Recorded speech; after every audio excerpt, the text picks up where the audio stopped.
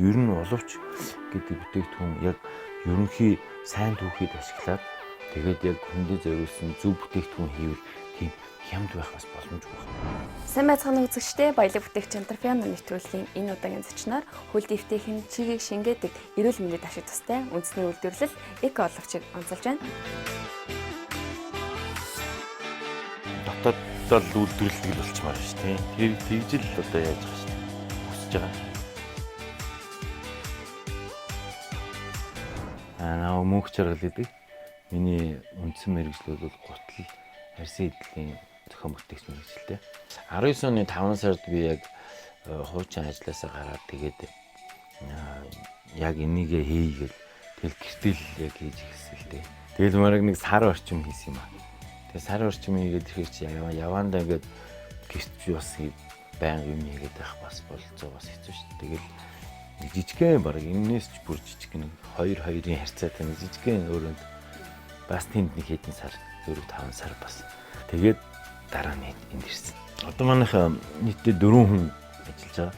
Тэгээ би өөрөө ороод хөдөлчин байна, эсгүүрчин. Тэгээ би өөрөө бас ерөнхий юмд нь оролцсон. Дахиад гадуур дотор тийм түгээлд тооцоо моцоо хийх гэдээ бас ажил нийлээ хийх. Ер нь боловч гэдэг бүтээгдэхүүн яг ерөнхий сайн түүхийд ашиглаад тэгээд яг хүндээ зориулсан зөв бүтээгдэхүүн хийвэл тийм хямд байх бас боломжгүй байхгүй.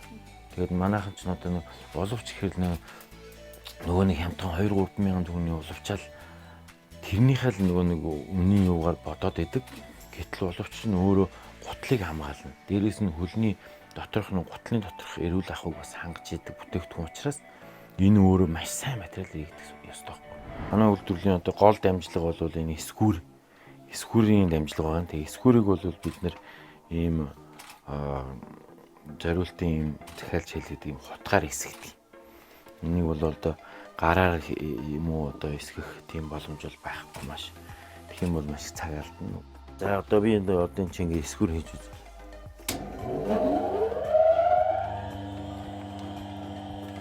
За одоо ингээ нарсаа харж хагаад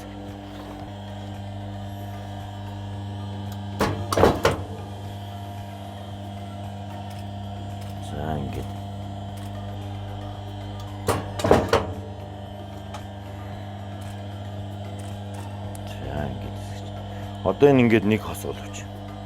Оловчийг бол ер нь маш ач холбогдол өгч байнга сольж явах хэрэгтэй. Хатааж явах хэрэгтэй. Гутлнаасаа бүр гаргаж хатааж явах хэрэгтэй.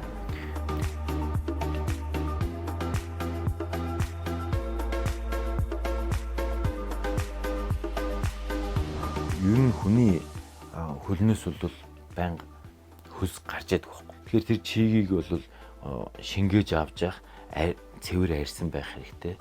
Эсвэл бол оймс нь бол цэвэр даавн тий. Боловч нь гэхэд одоо бас яг цэвэр арьсан ч байдаг юм. Одоо энэ манай хэрглэж байгаа энэ өхрийн шир биш тий. Энэ болохоор Испаниас орж ирдэг. Энэ манай Монголд үйлдвэрснүүд нь болохоор яг энэний чанарт арай хүрэхгүй байгаа юм л да. Ямааны арьс бол 100% Монголоос хэрглэж байгаа. Болж өгвөл би бүх түүхийд дотоодоос хангах хичээдэг. Тэгээд зарим одоо бүтээгдэхүүний хувьд бол түүхийд бол одоо чинь энэ гэхэд манад бол иймэрхүү материал бол олддоггүй. Ийм үйлдвэрлэдэг болохоор иймэрхүү зориултын стандарт хангасан ийм бүтээгдэхүүнийг бас гаднаас бас импортлж авдаг, авч хэрэглэдэг. Манайх бол одоо өвөл зуных болон дөрвөн үйлдвэрлэлийн хэрэглэдэг гэдэг нэг 10 төрлийн оловч үйлдвэрлэж байгаа. Энэ болохоор нөгөө хоньны ноос хүнжил байхгүй. Тэгээд энийг ингээд доор нь эсхий барьж оёод ингээд юм дулаахан юм гоё боловч болд юм аа. За энэ болохоор нэхий. Энэ бол Монгол хоньны нэхий. Энэ бол дархан нэхийд боловсруулдаг нэхий ба. Гэх мэтчлэн ингээд бас олон төрлийн материалаар янз бүрээр л үйлдвэрлээд байж байна. Дээрээс нь нэг зэстэй боловч гэдээ гаргаж байгаа. Тийм тэгээд зэстэй боловч болохоор ерөнхийдөө хүний бодисын солилцоонд их эрдэс бодис дутагдсан тийм хүмүүст их хэрэгтэй байд юм билээ. Жилдээ нэг 10 тэрбум төгрөгийн оловч манайх баг ингээд тэр чигээр нь импортлдог байхгүй. Тэгээд тэрнээс чинь нэг үсрээл нэг 10% орчим манайх дотооддоо үйлдвэрлэдэг. Тэр нь болохоор ихэвчлэн зүгээр нэг өвлийн эсхий боловчлоо байгаа байхгүй. чанарын шаардлага хангасан ийм арьсан боловч ер нь үйлдвэрлэж өөрсдийнхөө хэрэгцээг хангах ер нь их чухал юм байна гэж би бодсон. Тэгэхгүй бол одоо би манайх чинь тэгээд уловч гэдэг эдийн ингээд тоохгүй жижиг туслах бүтээгдэхүүн гэж байгаа боловч цаана бол маш их мөнгөнд үе явж идэг. Тэгээ энэ хэмжээгээр бас эдийн засагт бас нөлөөтэй. Тэгээд ер нь тэрний бол бас тодорхой хувийг дотооддоо үйлдвэрлэе. Энэ зах зээлийг ч гэсэн бас хөгжүүлээ, энэ бүтээгдэхүүнийг бас хөгжүүлэе гэсэн ийм зорилготой байна.